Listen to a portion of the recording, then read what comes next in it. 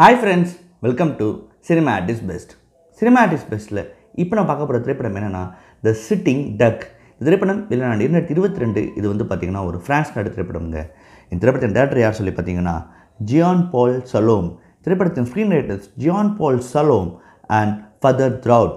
இந்த திரைப்படம் Caroline Michael Aghori அவங்க எழுதிய புக்கிலேருந்து தழுவப்பட்டதுங்க.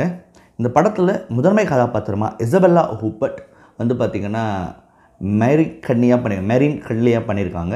சரிங்க, இந்த செட்டிங் டக் என்ன மாதிரி கதைகளும் பார்ப்போங்க. படத்தின் நாயகியான மெரின் அவங்க வந்து பார்த்திங்கன்னா ஒரு அவேரா அப்படின்ற ஒரு மல்டிநேஷ்னல் கம்பெனி வந்து பார்த்திங்கன்னா யூனியன் ட்ரேட் பிரசிடெண்ட்டாக இருக்காங்க. மிக முக்கியமாக பார்த்திங்கன்னா வந்து அங்கே இருக்கிற ஒர்க்கர்ஸ்க்காக சப்போர்ட் பண்ணுறது அவங்களோட வேலை. அதாவது வந்து கிட்டத்தட்ட ஒரு யூனியன் லீடர் மாதிரி தான் வச்சுக்கோங்களேன் அவங்க வந்து. பட் அந்த அவேரான்றது மிகப்பெரிய கம்பெனி. அந்த கம்பெனி வந்து பார்த்திங்கன்னா பல இடங்களில் வந்து பார்த்திங்கன்னா அவங்களுக்கு வந்து பிரான்ச்சஸ் இருக்காங்க. அங்கேருந்து ஆட்கள் வந்து பார்த்திங்கன்னா கம்பெனி மூலிமா நிறைய இடத்துல வந்து வேலை வாய்ப்புக்கு வராங்க. ஸோ இதனிடையே என்ன ஆகுதுன்னு சொல்லி பார்த்திங்கன்னா பிரச்சனை எங்கே வெடிக்குதுன்னா இப்போ இந்த படத்தில் வந்து அவங்களுடைய சிஇஓவாக இருக்கிற ஒருத்தங்க அந்த ஜாப்பை விட்டு வெளில பண்ணோடனே ஹவுஷல்ன்றவர் உள்ளே வரார். அவர் உள்ளே வந்த அப்புறமா இவங்களுக்கு ஒரு ஃபோன் கால் வருது மரியனுக்கு. என்னென்னா அதாவது உங்களுக்கு ஒரு முக்கியமான விஷயம் பற்றி பேசணும் வாங்கன்னு சொல்கிறாங்க. போனால் அங்கே என்ன ஆகுதுன்னு சொல்லி பார்த்தீங்கன்னா அங்கே ஒரு திடீர்னு தகவலை ஒருத்தர் வெளியிடுறார். அதாவது வந்து இந்த ஒரேரா கம்பெனியில் வந்து பார்த்திங்கன்னா சைனீஸ் வந்து உள்ளே வராங்க. அவங்க சைனீஸ் உள்ளே வந்து இது வந்து ஃபுல்லாக நியூக்ளியர் செக்டர்ஸ் தான். சைனீஸ் உள்ளே வராங்க. சைனீஸ் உள்ள வந்து அவங்க வந்து ஒரு அக்ரிமெண்ட் சைன் பண்ணியிருக்காங்க. அது யாருக்குமே தெரியல. இதனால் வந்து பல பேரோட வேலை வாய்ப்பு வந்து போக வாய்ப்பு இருக்குது ஃப்ரான்ஸில் அப்படின்ற ஒரு குண்டை தூக்கி போடுறாங்க.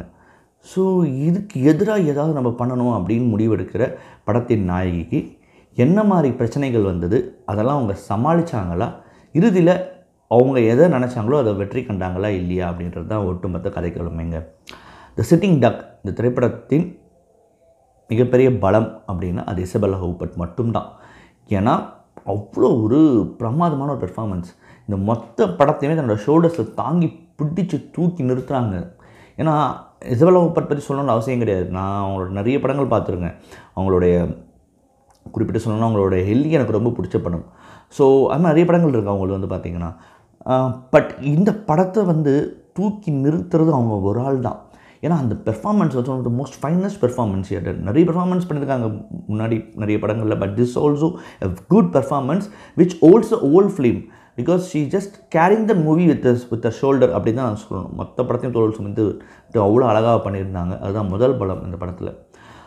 இந்த படம் பொறுத்த வரைக்கும் படத்தின் ஆரம்பிக்கும் போது ரொம்ப ஒரு என்ன சொல்கிறதுங்க, ஒரு பொலிட்டிக்கல் விஷயமாக ஆரம்பிக்குது. பொலிட்டிக்கல் ஃபிலிம் தான் ஆரம்பித்து ஒரு கட்டத்தில் ஒரு இடத்துல அவங்களுக்கு வந்து ஒரு பிரச்சனை ஏற்படுது படத்தின் நாயகிக்கு. அந்த பிரச்சனையிலேருந்து வெளில வரக்கான ஒரு டைம் லேப்ஸ் மட்டுமே இந்த படத்தை நிறைய எடுத்துக்கிட்டாங்களோன்ற ஒரு தோணுதுங்க. ஏன்னா அந்த படத்தோட பலவீனமாகவும் அதை தான் பார்க்குறேன். இது ரொம்ப நேரம் எடுத்த மாதிரி இருந்தது. ஏன்னா இதுக்குள்ளவே நம்ம வந்து அவங்களோட பாயிண்ட் ஆஃப் ஏன்னா அது நான் என்னென்னு சொல்ல இருக்குன்னு நீங்கள் படம் பார்க்கும்போது தெரிஞ்சுங்க. அவங்க வந்து வேணுட்டே பண்ணாங்களா இல்லை அவங்களுக்கு எதாவது நடந்ததா அப்படின்ற விஷயத்துக்குள்ளேயே எந்த ஒரு விஷயம் நடக்குது பார்த்திங்களா. இதுலேயே வந்து நிறைய டைம் ஸ்பெண்ட் பண்ணாங்களோ அப்படின்னு தோணுது. இன்னொரு விஷயம் வந்து ப்ரெடிக்டபுளாக இருக்கிற விஷயம் என்னென்னா எனக்கு தெரிஞ்ச ஒரு படம் பார்க்க ஆடியன்ஸுக்கு வந்து இதெல்லாம் வந்து இந்த அம்மா பண்ணியிருக்க வேண்டிய அவசியமே கிடையாது அப்படின்றது நமக்கு ஒரு ஒரு ஒரு தோணும் போது இது இவ்வளோ தூரம் இழுத்தடிச்சிருக்க வேணாம் அப்படின்ற உணர்வு வந்து ஏற்படுது. இந்த படத்தில் வந்து அந்த நம்மளோட கஷ்டத்தை சொல்கிறாங்க, அவங்க எந்த அளவுக்கு வந்து கஷ்டப்பட்டாங்க பாருங்கன்னு. பட் ஆனால் இதை வந்து இன்னும் டைட்டராக வேறு மாதிரி சொல்லியிருக்கலாம், இல்லை இன்னும் கிறிஸ்ப் பண்ணியிருக்கலாம் அப்படின்ற ஒரு எண்ணம் வந்து இந்த படம் பார்க்கும்போது எனக்கு தோணுச்சு. என்னடா இது ரொம்ப நேரம் ஃபோக்கஸ் பண்ணுறாங்க அந்த விஷயத்தன்னு சொல்லி. பட் மறுபடியும் படம் அந்த லாஸ்ட் 20 minutes வரும்போது பிக்கப்ஸ் எ கியர். அது ஒரு இடத்துல வந்து நிற்குது. உண்மை சம்பவம் இது வந்து உண்மை சம்பவங்க. இந்த படம் உண்மை சம்பவம் அப்படின்னும் போது இதில் என்னென்னா இந்த படத்தில் வந்து டேரக்டர் எடுத்துக்கிட்ட தீம்லாம் ஓகே, இதை நான் வெளில கொண்டு வரணும்னு முடிவு பண்ணதெல்லாம் சரி. பட் பிரச்சனைக்குரிய விஷயம் ஒரு காம்ப்ரமைஸ் ஆகிருக்கு. அதாவது மேபி பொலிட்டிக்கல் ப்ரெஷராக என்னென்னு எனக்கு சரியாக புரியல. இன்னும் பொலிட்டிக்கல் ப்ரெஷர் இருந்திருக்கும்னு நினைக்கிறேன் அந்த படம் எடுக்கும்போது. பல பேரோட பேர்கள் வெளில வரக்கூடாது. பல பேரை பற்றி நீங்கள் வந்து அதாவது வந்து இதை வந்து ஒரு பயங்கரமான பொலிட்டிக்கல் ஃபிலிமாக இல்லாமல் அதான் மறுபடியும் அந்த அம்மா பாயிண்ட் ஆஃப் வியூவில் கதை சொல்லணும்னு முடிவெடுத்து சொன்ன மாதிரி இந்த மாதிரி இருந்தது.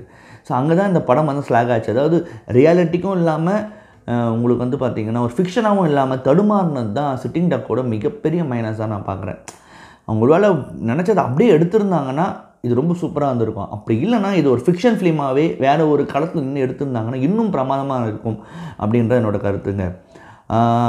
இந்த படம் வந்து பார்த்திங்கன்னா 2022ஆம் ஆண்டு நடந்த வெனிஸ் ஃபிலிம் ஃபெஸ்டிவலில் ஆரிசான் அவார்டுக்கு நாமினேட் ஆகிருந்ததுங்க.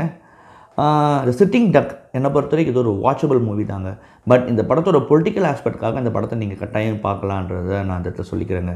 மறுபடியும் தரமான உலக சினிமாவடியோ, ரீஜனல் சினிமாவடியோ இல்லை ஷார்ட் ஃபிலிமோடையோ சந்திக்கிறேன். நன்றி, வணக்கம்.